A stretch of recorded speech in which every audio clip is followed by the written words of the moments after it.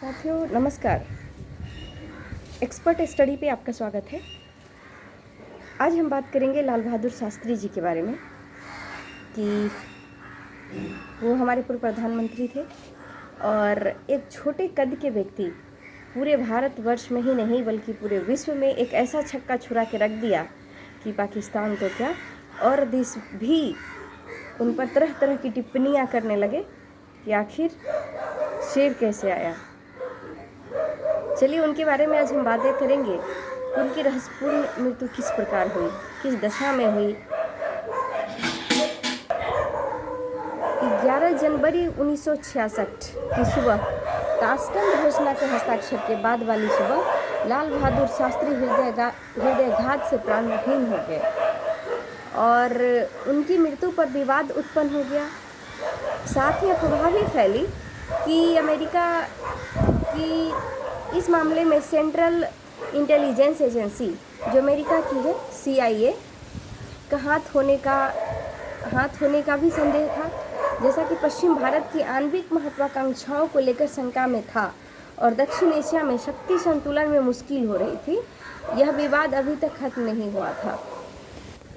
पहली जांच राजनारायण ने करवाई थी जो बिना किसी परिणाम के समाप्त हो गई और भारतीय संसद लाइब्रेरी में उसका कोई रिकॉर्ड नहीं है। ये हमारे लिए दुर्भाग्यपूर्ण बातें हैं, दुर्भाग्य की बात है।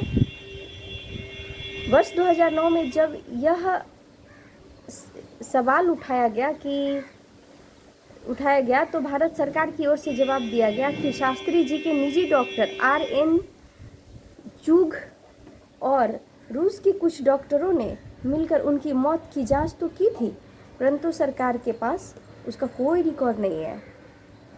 वर्ष 2009 में साउथ एशिया पर CIA की नज़र नामक पुस्तक के लेखक अनुज धर ने सूचना के अधिकार के अंतर्गत मांगी गई जानकारी पर प्रधानमंत्री कार्यालय की ओर से यह कहा गया कि शास्त्री जी की मृत्यु के दस्तावेज सार्वजनिक करने से हमारे देश के अंतर्राष्ट्रीय संबंध खराब हो सकते हैं तथा इस रहस्य से पर्दा उठते ही देश में उथल पुथल मचने के अलावा संसदीय विशेषाधिकारों को भी ठेस पहुंच सकती है।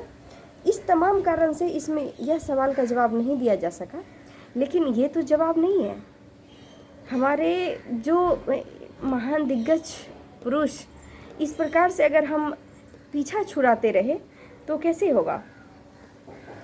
तो ये हमारे लिए बहुत दुर्भाग्यपूर्ण बातें हैं। शास्त्री जी की मृत्यु का जो विवाद है, ये जो रहस्य है, काश खुल जाता। धन्यवाद, नमस्कार। साथियों एक मेरा अपना ही चैनल है, मेरा पर्सनल चैनल है ग्लोबल ज्ञान। अगर आप चाहें तो आप मुझे वहाँ फॉलो कर सकते हैं। धन्यवाद, नमस्कार।